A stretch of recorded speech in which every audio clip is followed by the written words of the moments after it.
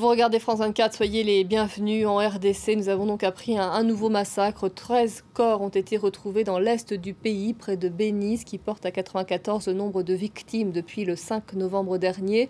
De quoi alimenter la colère des habitants contre la mission des Nations Unies au Congo. Ils dénoncent depuis plusieurs jours l'inaction de l'armée et des casques bleus face aux tueries des miliciens des forces démocratiques alliées. Alors, nous sommes en ligne pour en parler avec un observateur de France 24. Serge Sindani, bonjour. Est-ce que vous pouvez tout d'abord nous en dire plus sur les circonstances de ce nouveau massacre? Bonjour. La terreur, l'émotion est grande sur place avec ce énième massacre qui vient de ôter la vie à une dizaine de civils dans cette région de Beni. C'est depuis les matins de ce mercredi qu'une nouvelle attaque menée par la milice ougandaise des forces démocratiques et alliées a été signalée à Maleki, un village situé à plus près de 9 à l'ouest de la commune rurale d'Oicha, chef-lieu du territoire de Beni, dans le groupement des Bambou Bakisiki. Ici, avec tristesse et désolation, au moins 4 civils, sa vie, le matin, ont été retrouvés, dont 2 femmes ont été découvertes également par la population locale. À début de l'après-midi, le bilan s'est alourdi avec au moins 13 civils morts qui ont été vite repêchés à l'hôpital général des références d'Oicha.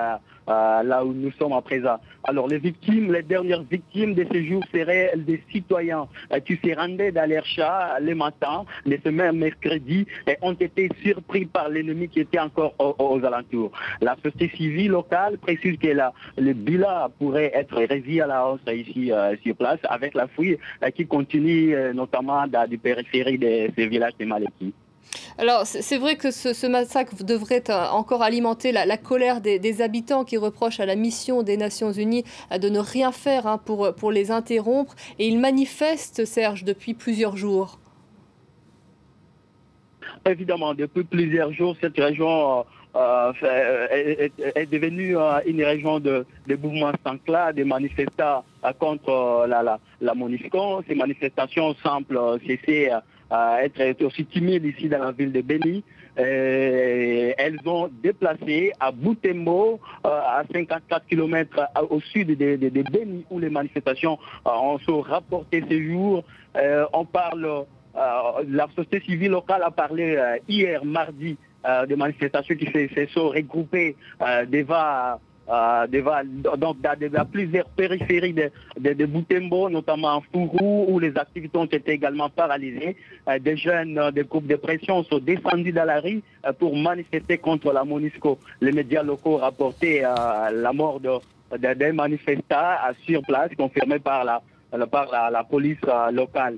Mais également, à Goma, à Bukavu, les manifestations semblent être signalé dans ces coins où même la luche à un mouvement citoyen qui a siégé l'année dernière devant les bases de l'installation de la MONUSCO. Alors hier à Beni, une centaine de manifestants se sont regroupés devant les QG saccagés de la base onusienne.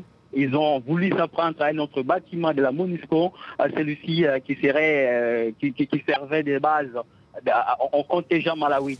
La situation était presque tendue, même maîtrisée.